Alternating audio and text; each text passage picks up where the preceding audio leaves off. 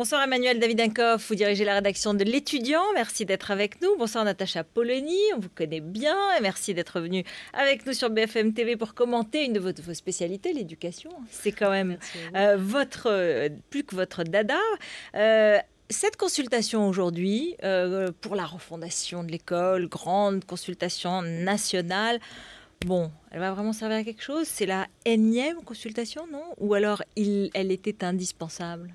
C'est une vaste blague. Enfin, pour ma part, je suis assez consternée. D'abord, il faut regarder qui dirige tout cela. Quand on met à la tête d'une consultation, d'une concertation, par exemple, quelqu'un comme Christian Forestier, qui est un apparatchik qui est là depuis 1985, qui a fait absolument toutes les concertations depuis ce moment-là, le changement, c'est pas maintenant, c'est très clair. Deuxièmement, il suffit de se souvenir ce qui a été fait en 2004, qui a abouti à la loi Fillon, la loi d'orientation de 2005. Même chose. Grande concertation, parce qu'on avait renoncé au référendum, il ne fallait pas demander au peuple ce qu'il pensait. Donc, grande concertation avec apparatchik, etc. Il en sort un rapport et il en sort une loi qui était de toute façon écrite à l'avance et qui déjà préparait la pédagogie de projet, les expérimentations délirantes. Donc, on va avoir à peu près la même chose. Enfin, je crains qu'on ait à peu près la même chose. Emmanuel Davidenkoff. Je suis pessimiste peut-être. Oui, je pense qu'il ne faut pas insulter l'avenir. D'abord, c'est la première fois que la gauche fait une consultation. D'habitude, c'est la droite qui faisait ce genre de choses. 2004-2005, comme Natacha le rappelait.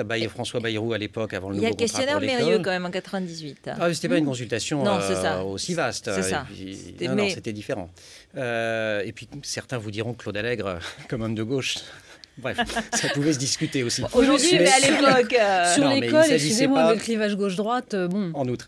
Non, mais en tout cas, c'est la première fois que sur l'ensemble du système, la gauche décide de passer par là. Moi, je trouve ça assez intéressant. D'habitude, la droite le faisait. Pourquoi? Parce qu'elle pense, et d'ailleurs un certain nombre de sondages le confirment régulièrement, que ses idées sont majoritaires dans l'opinion en matière d'éducation.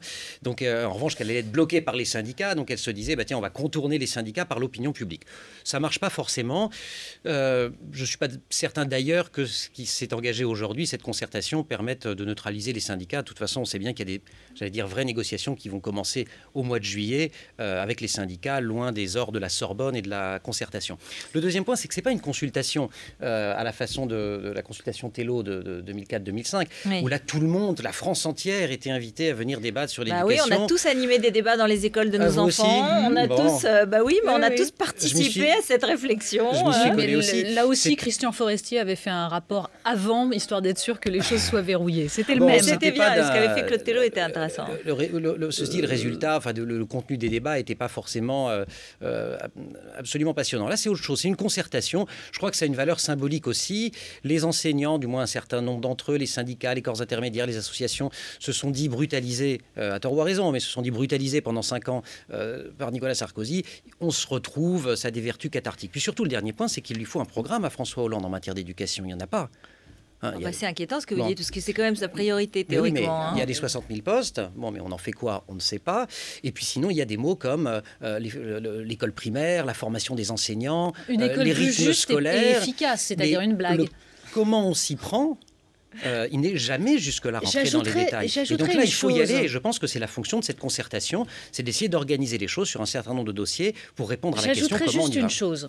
D'abord, sur les 60 000 postes, on est bien d'accord que c'est une escroquerie fondamentale, puisque non, on n'est pas tout bien le monde est resté... Il n'est pas d'accord. Tout le monde est resté sur l'idée. Et d'ailleurs, c'est formidable. Écoutez les gens dans la rue. Que disent-ils? 60 000 postes de profs. Mais ça n'est absolument pas vrai. Ce ne seront pas des profs. Regardez ce qui va se passer à la rentrée sur le collège. 6 000 postes, dont 280 postes de profs. Oui, mais parce qu'il y a une crise des vocations et de toute façon, ils ne sont pas là, on ne les a pas. Exactement, on ne les a pas et ça coûterait trop cher que ce soit des profs. Donc, bon. Mais c'est resté comme l'idée qu'on allait créer des postes de profs. C'est formidable d'un point de vue de communication, c'est génial. Deuxième point, sur cette concertation, en effet, Emmanuel Davidenkoff a raison, il serait temps qu'on sache exactement ce qu'ils vont faire sur l'école. Vincent Peillon manie formidablement la rhétorique, mais si on regarde dans les détails, il y a par exemple des promesses de campagne, parce qu'il y en avait quand même quelques-unes, qui ont disparu dans les limbes et qui pourtant seraient très intéressantes. Regardez ce qui ne va pas être abordé dans ces concertations. La question fondamentale, empêcher que les jeunes profs soient dans les postes les plus difficiles. Pourquoi cette promesse-là a-t-elle... mais ça, on espère que ça va être fait quand même. Ça, c'était une des premières promesses de François Hollande. Il avait dit que ce serait discuter un petit peu avec les gens qui vont s'occuper de cette concertation et ils vous diront que ça fait partie des choses qui risquent fort d'être enterrées pour une raison simple, c'est qu'il faudrait, pour cela, revenir sur le mouvement, sur la façon dont les profs sont mutés. Donc, sur le pouvoir des syndicats. Voilà. Or, c'est ça le nerf de la guerre. Mais ça ce serait intéressant qu'on s'y mette vraiment. Or, ça va être oublié, ou en tout cas, c'est pas ce qui va ressortir. Ce qui va ressortir, c'est les IUFM, les vieilles lunes. Attendez, ça veut dire que c'est les instituts de formation. Je suis d'accord sur l'analyse et sur les raisons, d'ailleurs, notamment sur cette affaire de mouvement national. Mais une fois de plus, pourquoi décider à l'avance que ça ne fonctionnera pas? Ils tentent une méthode différente. Moi, je trouve ça intéressant. Il faut regarder ce qui va se passer. Les gens qui participent à cette concertation sont tous sauf des abrutis. Ils connaissent notamment le fonctionnement du système. Ils connaissent parfaitement le poids des syndicats. Vont sans aucune illusion. Donc, voilà. Non, mais est-ce que l'occasion ne serait pas enfin venue, et peut-être que c'est la gauche seule qui peut le faire, de transformer ce fonctionnement avec ces blocages, puisque par exemple Vincent Payon dit il n'y aura pas de cogestion.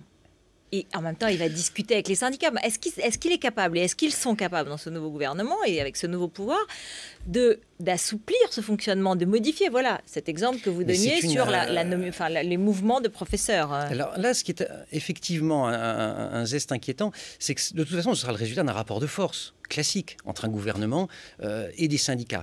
Ce qui est un peu inquiétant là-dessus, c'est qu'effectivement, à partir du moment où on a déjà dit on arrête le non-remplacement d'un fonctionnaire sur 2 partant à la retraite, en plus de ça, on crée 60 000 postes, qui ne seront pas forcément d'enseignants et qui ne seront pas forcément 60 000, mais enfin, en tout cas, on crée des postes. Qu'on a dit ce sera une loi d'orientation et de programmation, on a quand même lâché un certain nombre de mots magiques qui, d'ordinaire, peuvent servir dans une négo. D'accord, donc c'est déjà aller trop loin. Lâchez-moi ça, je vous lâche des postes, lâchez-moi ça, je vous lâche une programmation. Voilà. Donc c'est vrai qu'ils ne sont pas en position de force, je trouve, ils ont trop donné déjà. Je trouve qu'ils ont beaucoup donné déjà. Ceci étant, rien que sur la répartition des postes entre le premier et le second degré, il y a quand même matière à créer éventuellement quelques rapports de force intéressants. Et puis les syndicats ont bougé, la FSU a bougé. Emmanuel, moi, je trouve depuis la façon depuis dont ça s'est passé dans la campagne montre bien, alors évidemment il fallait se faire élire, d'accord, mais enfin le flou qui a été entretenu en particulier sur les questions d'éducation montre bien qu'il y a une capacité justement à ne pas prendre les décisions qui fâchent, et le début surtout, les débuts de Vincent Payon dans ce ministère, de ce point de vue-là, sont quand même un petit peu inquiétants. Pourquoi? C'est-à-dire qu'il s'est fait recadrer immédiatement, non pas par le Premier ministre, mais par les syndicats, immédiatement, qui lui ont expliqué, sur cette fameuse histoire des rythmes scolaires, vous êtes bien gentil, monsieur le ministre, mais c'est nous qui commandons. Alors donc, attendez, on là-dessus, refait une concertation qui avait déjà eu lieu. Parlons des rythmes scolaires un instant, puisque c'est une des annonces...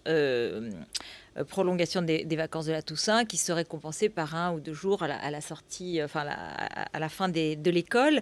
C'est là où il va y avoir le plus de blocage, mais pas seulement par les syndicats, parce que les structures touristiques, les maires qui trouvent que c'est trop cher d'ouvrir les écoles à certains moments, les parents, les familles qui s'organisent et qui sont désorganisées. Est-ce que c'est un gros enjeu? Est-ce que c'est prioritaire dans les dossiers de l'école? Très honnêtement, c'est quelque chose de purement cosmétique. Oui, ça touche à la vie quotidienne des gens et c'est pour ça que ça nous intéresse tous. Mais est-ce qu'il faut les changer ces rythmes scolaires? L'avenir de l'école, très franchement, c'est vraiment quelque chose d'accessoires et où en plus tous les gens à peu près raisonnables sont d'accord. La question maintenant, c'est de lever en effet les blocages de gens qui ont des intérêts autres que ceux des gamins. Des enfants, c'est-à-dire qu'il faut aménager ces rythmes scolaires et il faut les changer. Ils sont trop lourds, ils sont trop longs. On est double recordman mondiaux de l'année scolaire la plus courte et des journées les plus lourdes. Donc c'est effectivement le bon sens. Tout le monde est d'accord là-dessus, tout le monde le sait. Tout le monde est d'accord là-dessus. On a passé un an à en discuter déjà. Le deuxième point, c'est qu'un certain nombre de savants qui s'occupent des rythmes et de la santé de l'enfant et de sa concentration disent que la coupure du milieu de la semaine est beaucoup plus fatigante que d'avoir une semaine de 4 jours et demi aménagée, etc.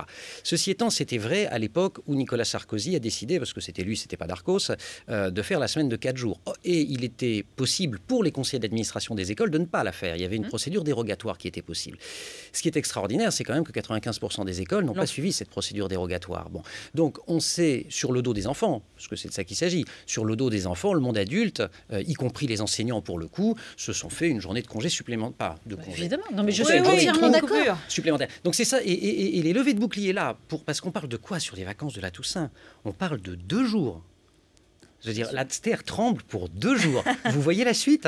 La terre tremble pour 2 jours. D'autant Donc plus, oui, les enjeux sont considérables. D'autant Pour moi, la plus qu'il clé, s'agissait de c'est faire un cadeau avant les législatives. est-ce C'est que- juste ça. Oui, il y avait ce enjeu. C'est-à-dire qu'on n'a pas Est-ce que parlé du pour une raccourcissement fois, des on se grandes posera la vacances? question de l'intérêt de l'enfant dans une réforme de l'éducation. Pour moi, c'est la seule question qui se pose parce que c'est une chose qu'on n'a jamais faite. Alors justement, on va écouter Jean-Marc Ayrault. Il a ouvert cette grande concertation et il est revenu sur le socle, ce fameux socle de connaissances, et il dit ça n'a pas marché. Lionel Jospin avait fait adopter 2 objectifs forts dès 1989. Qu'aucun jeune ne sorte du système éducatif sans qualification reconnue et que 80% d'une génération puisse accéder au niveau du baccalauréat. La loi de 2005 a complété cette ambition en introduisant la notion de socle commun des connaissances et compétences. Voilà, et ça n'a pas tellement marché, et c'est compliqué, et c'est ça. Ce qui est merveilleux dans ce panorama, c'est qu'on a en effet la continuité absolue entre la loi de 1989 de Lionel Jospin, la loi de 2005 de François Fillon, qui se sont inscrites exactement dans la même lignée, et Jean-Marc Ayrault est en train de nous expliquer qu'on va continuer, c'est-à-dire que le socle commun... il dit ça n'a pas marché, on n'a pas écouté la fin. Il dit ça n'a pas marché, ça n'a pas marché. Ce qu'il dit ensuite, c'est on continue sur la logique du socle commun, simplement... tout le monde est d'accord que la façon dont c'est décliné, là, c'est vraiment une aberration absolue. Le livret de compétences qui oblige les enseignants à des tâches administratives auxquelles les parents, d'ailleurs, ne comprennent rien. Bon, ça, on s'accorde à peu près. Mais on va quand même continuer dans cette idée, en gros, je schématise un peu, je sais que ça va faire hurler Emmanuel, qu'on ne va plus transmettre des savoirs, mais qu'on va évaluer les compétences des élèves, c'est-à-dire leur capacité à travailler en groupe, à rédiger un texte en français, enfin des choses totalement variées. La réponse d'Emmanuel pour finir, attention. La réponse sans hurler. Le socle, c'est des connaissances et des compétences. Oui, on oublie très vite les connaissances, vous le savez. Vous savez ce que je pense de ce débat. Je pense que quand un enseignant rentre dans une classe, enfin tous ceux qui en ont témoigné auprès de moi, puisque je sais que vous avez exercé ce beau métier, mais en tout cas tous ceux qui me le disent, ne rentrent pas dans une classe en se disant oulala, je vais faire très attention à ne transmettre que des savoirs et surtout pas de compétences aujourd'hui. Ou alors tiens, si aujourd'hui je vais peut-être transmettre quelques compétences, c'est pas de savoir. Donc je pense que c'est une entrée dans les détails. C'est un ensemble, c'est ça. Non, sur le fond de la question, là où effectivement je vous entends, ce mot de refondation, il est ambigu. C'est-à-dire à la fois il porte une promesse extrêmement forte, donc il y a un gros risque d'ailleurs pour le gouvernement de déception derrière, mais on peut aussi l'entendre comme restauration. Et je ne dis pas ça dans le registre culinaire, je dis bien ça dans le registre historique. Et donc effectivement, retour à 89 et on fait la loi de 89 qui n'a jamais été faite. Bon, parce que le grand problème quand même des lois sur l'éducation, c'est qu'elles ne sont pas appliquées. C'est ça le souci. On en reparlera donc. Merci. Elles ont été un peu trop appliquées. Merci à tous les deux.